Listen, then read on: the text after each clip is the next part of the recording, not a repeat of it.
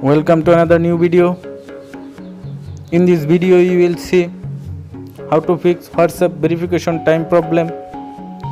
Please follow complete the process.